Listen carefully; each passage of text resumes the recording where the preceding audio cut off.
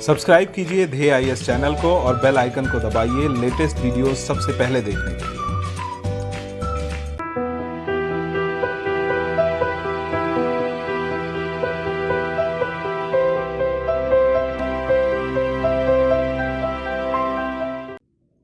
नमस्कार, मैं सुनील वर्मा ध्येय आईएएस टीम की ओर से आपका स्वागत करता हूं ध्येय टीवी पर। मैं बात करूंगा डेली करंट अफेयर्स के अपने प्रोग्राम पर, जैसा कि मैं कुछ दिनों पहले आपके साथ किया करता था। स्वास्थ्य संबंधी कुछ चुनौतियों के कारण मैं आपके बीच में नहीं आ पाया, इसका मुझे खेद है। आइए आज से पुनः हम प्रारंभ करते हैं अपने डेली करंट अफेयर्स के प्रोग्राम पर। एक एक करके कुछ खबरों को हम यहाँ पर कवर करेंगे। सबसे पहले हम बात करेंगे आयुष 64 के विषय में। यह क्या है? यह मूल रूप से मलेरिया के इलाज के लिए 1980 के दशक में विकसित की गई थी एक दवा, जो कि पॉलीहर्बल है। पॉलीहर्बल का मतलब होता है जो कई प्रकार की हर्बस जड़ी बूटियों से अर्थात औषधियों को मिलाकर बनाई जाती है। तो ये आयुष 64 जो कि मूल रूप से मलेरिया के उपचार के लिए बनाई गई थी, वर्तमान समय में कोविड संक्रमण में भी ये काफ़ी कारगर सिद्ध हो रही है और इसी के कारण ये चर्चा में बनी हुई है। तो थोड़ा कुछ बेसिक चीज़ें पहले समझ लेते हैं। आयुष मंत्रालय के द्वारा इसको प्रमोट किया जा रहा है और आयुष मंत्रालय जैसे ही हम शब्द सुनते हैं तो हमारे दिमाग में क्या आना चाहिए? आयुष शॉर्ट फॉर्म है आयुर्वेद, योग और प्राकृतिक चिकित्सा, यूनानी, सिद्धा और होम्योपैथी का। 9 नवंबर 2014 को यह जो आयुष मंत्रालय है इसको स्थापित किया गया था और यह मंत्रालय क्या करता है? आयुष अर्थात आयुर्वेद, योग, प्राकृतिक चिकित्सा, यूनानी, सिद्धा और होम्योपैथी के विषय में अनुसंधान को बढ़ावा देता है, उसकी शिक्षा को प्रमोट करता है। यह परंपरागत जो भी चिकित्सा पद्धतियां रही हैं ये काफ़ी कारगर रही हैं। इनको बढ़ावा देना और इनको वर्तमान चुनौतियों के अनुकूल इनका प्रयोग कर पाना या प्रयोग को सुनिश्चित करना, यही क्या है? आयुष मंत्रालय का ध्येय है। और इसी के तहत आयुष जो मंत्रालय ने क्या किया है? आयुष 64 का परीक्षण किया और परीक्षण करके उसने यह पाया कि आयुष 64 जो कि मूल रूप से मलेरिया की दवा है, वह क्या हो रही है कि जो कोविड संक्रमण से प्रभावित लोग हैं उनके अंदर एंटीवायरल जो है कि क्रिया कर रही है, उनके इम्यून मॉड्यूलेटर का काम कर रही है। इम्यून मॉड्यूलेटर का मतलब है कि उनकी इम्यूनिटी को बढ़ाने का काम कर रही है। कई तरह से ये उपयोगी पाई गई है और कोविड संक्रमण से प्रभावित लोगों के उपचार में यह सहायक सिद्ध हुई है। खासकर कोविड 19 से प्रभावित वह लोग जो कि माइल्ड सिम्टम्स के हैं या फिर जो एसिम्प्टोमेटिक्स होते हैं, जिनके अंदर कोई लक्षण नहीं होते हैं, उन पर यह काफ़ी जो है कि कारगर सिद्ध हो रही है। क्योंकि कोविड क्या है? एक ऐसी बीमारी है जिससे एक चेन बनती है, इसलिए आयुष 64 का प्रयोग करके इस चेन को तोड़ने का प्रयास किया जा रहा है आयुष मंत्रालय के द्वारा। और यह जो हमारी पहले से बनी हुई दवा है यह मलेरिया के उपचार में काफ़ी सिद्ध हुई है, अच्छी इसके प्रभाव रहे हैं और कोविड में भी इसने अच्छे प्रभाव दिखाए हैं। इससे यह पता चलता है कि जो हमारी परंपरागत चिकित्सा पद्धति है उसमें बहुत कुछ ऐसा छुपा हुआ है जिसको हम अभी बहुत अच्छे तरीके से यूज नहीं कर पा रहे। कुल मिलाकर इसके उत्पादन को बढ़ाने का प्रयास किया जा रहा है और उत्पादन के लिए जो लाइसेंसिंग की प्रक्रिया होती है, अर्थात इसके लिए एक मानक बनाया गया है कि क्या क्या इस दवा में होना चाहिए, कौन कौन से हर्ब्स इसमें होने चाहिए, दवाइयाँ होनी चाहिए, उनका एक जो है कि स्टैंडर्ड पालन करने के बाद कोई भी व्यक्ति इसको बना सकता है अगर उसके पास जो है कि इस प्रकार की चीज़ों का निर्माण करने की क्षमता है। तो इस तरह वजह से ये जो आयुष 64 है ये चर्चा में बना हुआ है। संक्षेप में इसको हमने समझा। अब हम बात करेंगे अगले टॉपिक जिसका नाम है mountain to mangroves a journey of 1000 kilometre. ये दरअसल है क्या? इसको आसान शब्दों में मैं समझाऊं तो नॉर्थ इंडिया का जो क्षेत्र देख रहे हैं आपको दिखाई देगा, यहाँ पर आपको माउंटेन्स दिखाई देंगे और इन्हीं माउंटेन्स में से आपको हिमालय जो रेंज है उसकी 3 जो है कि भाग दिखाई देंगे, ग्रेटर हिमालय, मिडिल हिमालय और शिवालिक। वहीं अगर दक्षिण की ओर जाएंगे तो आपको एक जो है कि कोस्टल एरिया मिलेगा, एक डेल्टा वाला क्षेत्र मिलेगा, और ये जो डेल्टा वाले जो क्षेत्र हैं, कोस्टल वाले एरिया हैं, इन्हीं में आपको मैंग्रोव जो प्रजाति है वो देखने को मिलेगी। तो वर्तमान समय में जो पर्यटन मंत्रालय है वह अपने इंडिया के विषय में जानकारी को और इन्हेंस करने के लिए उसने क्या किया था, एक वेबिनार का आयोजन किया था, जिसमें क्या किया गया था, इस चीज को बताया गया था कि कैसे इंडिया में एक ही साथ जो है कि माउंटेन्स का जो आइस वाला क्षेत्र वो भी पाया जाता है, मैंग्रोव भी पाया जाता है, और हमारे यहाँ जो डाइवर्सिटी है इस डाइवर्सिटी को हमें जानना चाहिए, इसको प्रोटेक्ट करना चाहिए, कंजर्व करना चाहिए। तो हाल ही में एक वेबिनार का आयोजन किया गया पर्यटन मंत्रालय के द्वारा, जो कि पर्यटन मंत्रालय का 86वां वेबिनार था। इसमें फोकस दो राज्य रखे गए, सिक्किम और पश्चिम बंगाल। और सिक्किम और पश्चिम बंगाल इसलिए रखे गए क्योंकि जो सिक्किम राज्य है वह माउंटेन को डिनोट करता है, जो पश्चिम बंगाल वाला क्षेत्र है वो सुंदरबन डेल्टा वाले क्षेत्र को डिनोट करता है। और जैसा कि हमने कहा कि एक सीमित क्षेत्र में आपको ये सभी विशेषताएं देखने को इन दो राज्यों में मिल जाएगी।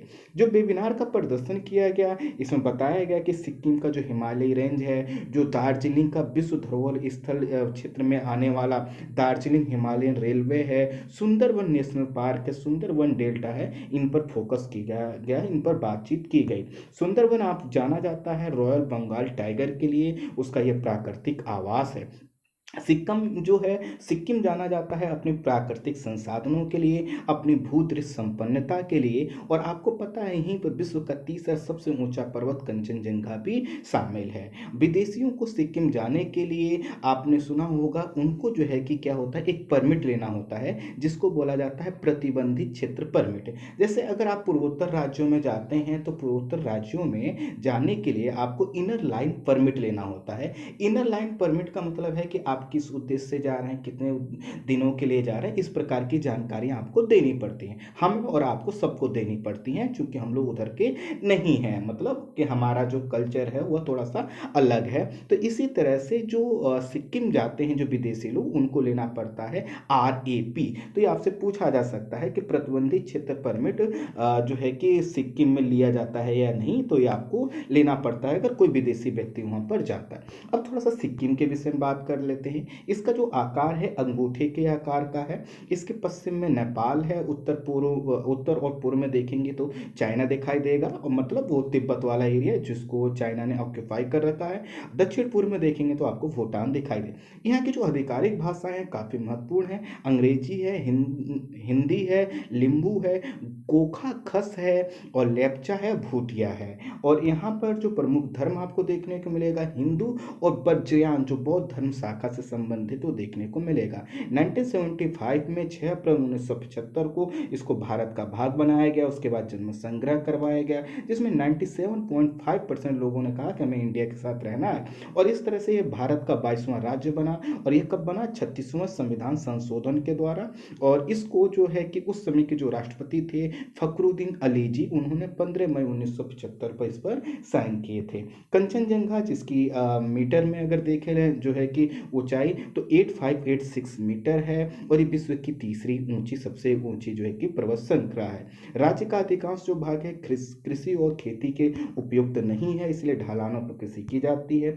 तीस्ता और रंगित यहाँ की महत्वपूर्ण नदियां हैं, और तीस्ता को सिक्किम की जीवन रेखा के रूप में जाना जाता है। यहाँ जो झीलें हैं और जो गर्म पानी के झरने हैं ये बहुत ही ज़्यादा इंपॉर्टेंट हैं परीक्षा के पॉइंट ऑफ व्यू से। तो ये जितने नाम हैं इनको आप जो है कि याद कर लीजिए। एक बार मैं पढ़ भी दे रहा हूँ, जैसे चांगू झील, गुरु डोंगमार झील, खेचिया पल्ली या फिर खेचियो पलनी जो है कि झील, ये प्रमुख झीलें हैं। गर्म पानी के यहाँ पे झरने आपको काफ़ी दिखाई देंगे। गर्म पानी के झरने से मतलब ऐसे जल स्रोत होते हैं जहाँ पर हमेशा आपको गर्म पानी मिलता है। तो इसमें दिखाई देगा फुरचाचू, युमथांग, बोरांग, रालांग, तरमचू, यूमी, सामडोंग, और इन सभी क्षेत्रों में आपको सल्फर की मात्रा ज़्यादा दिखाई देगी। और सल्फर की मात्रा की वजह से ही जो जल स्रोत है इनका जो टेम्परेचर आपको दिखाई देगा 40 से 50 डिग्री सेल्सियस यहाँ के जल स्रोत का दिखाई देगा। जबकि इसकी ऊंचाई देख लीजिए, काफ़ी ठंडा मौसम होना चाहिए, लेकिन प्रकृति ने हर जगह बैलेंस कर रखा है।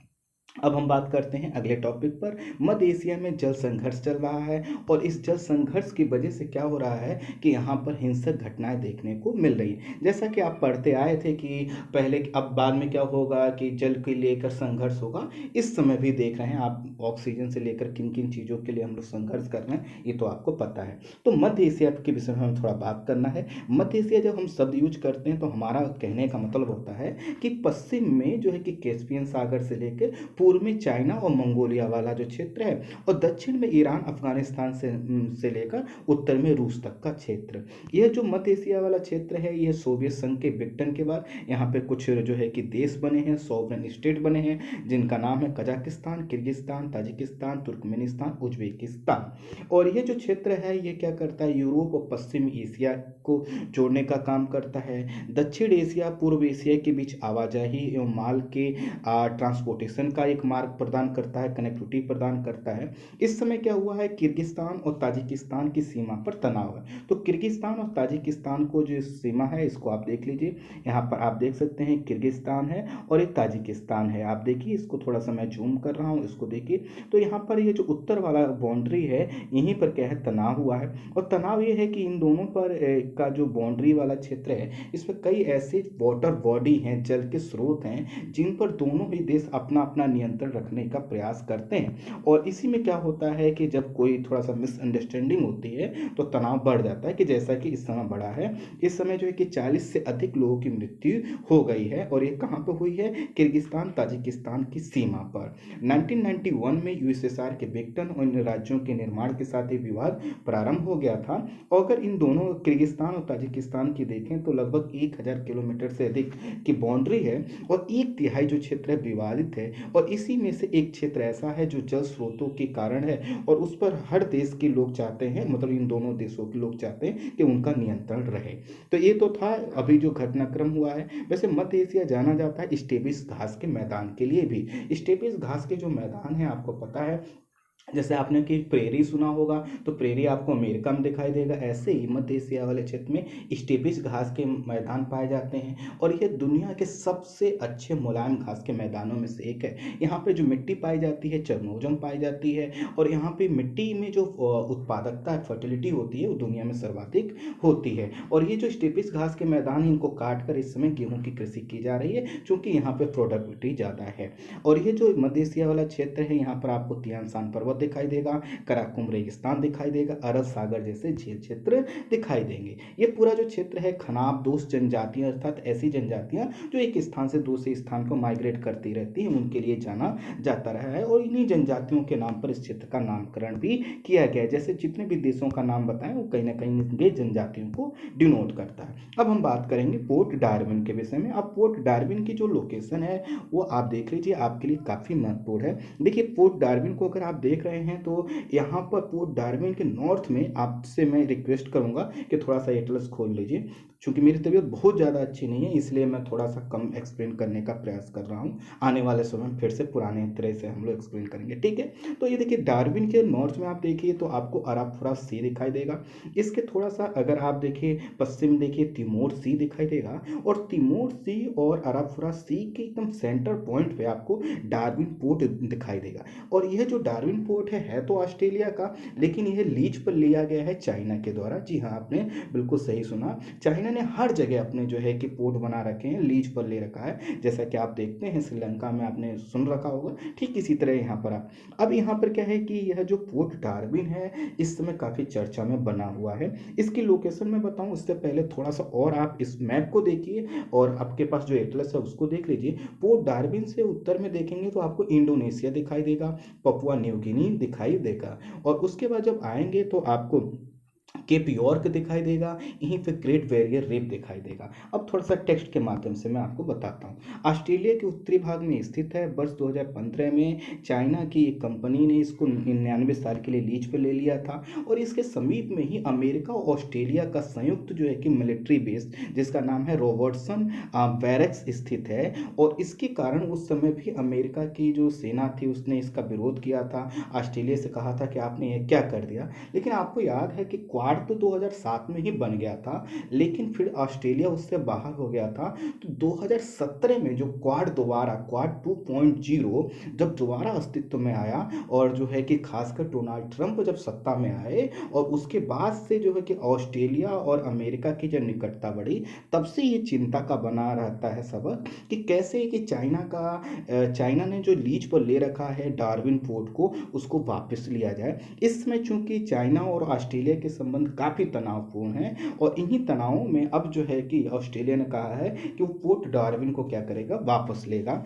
आपको पता है कि कुछ समय पहले बेल्ट एंड रोड इनिशिएटिव के 2 प्रोजेक्ट जो कि चाइना के प्रोजेक्ट थे, उनको ऑस्ट्रेलिया ने कैंसिल कर दिया है। और चूंकि ऑस्ट्रेलिया क्वाड का सदस्य है, इसलिए वह चाहता है कि किसी भी तरह से चाइना का इन्फ्लुएंस यहाँ पर कम हो। चूंकि ये पूरा जो क्षेत्र है यहाँ पर चाइना का इन्फ्लुएंस पहले से ज़्यादा है, इसके वजह से जो है कि ऑस्ट्रेलिया का ये जो कदम है काफ़ी सराहनीय माना जा सकता है। क्योंकि यहाँ से अगर थोड़ा सा आप नॉर्थ में देखेंगे तो आपको साउथ चाइना सी वाला क्षेत्र दिखाई देगा। ये पूरा वह क्षेत्र है जहाँ पर चाइना एकदम डोमिनेंट नेचर अपनाता है। और उसको और थोड़ा सा नॉर्थ में जाएंगे तो 9 डैश लाइन आपको दिखाई देगा। तो कुल मिलाकर यहाँ पर चाइना का जो प्रभाव है उसको ख़त्म करने के लिए, और क्वाड के साथ खासकर जो है कि जापान और जो है कि अमेरिका के साथ ऑस्ट्रेलिया अपने मजबूती को दिखाने के लिए, भारत के साथ एकजुटता दिखाने के लिए इस प्रकार के निर्णय ले रहा है। और कहीं ना कहीं ऑस्ट्रेलिया के लिए भी अच्छा है, क्योंकि यहाँ पर चाइना की उपस्थिति उसकी पूरी पॉलिसी को प्रभावित करती है। हर जगह जो ऑस्ट्रेलिया की एक्टिविटी है उस पर वह नियंत्रण रखता है। हालांकि सिडनी के पास जो पोर्ट न्यू कैसल है, वहाँ पर भी एक पोर्ट है न्यू कैसल पोर्ट, उसको भी जो है कि 98 साल के लिए लीज पर ले रखा है चाइना ने। तो देखना ये होगा कि ऑस्ट्रेलिया क्या उसको भी मुक्त करा पाता है या फिर नहीं करा पाता। लेकिन इन सब चीज़ों की वजह से ये सब चर्चा में बना हुआ है। तो थोड़ा संक्षेप में ही कुछ दिन हम लोग इन चीज़ों को डिस्कस करेंगे। आने वाले समय में डिटेल डिस्कशन के साथ मैं आपके बीच में आया करूँगा। तो इस वीडियो में इतना ही। Thank you so much.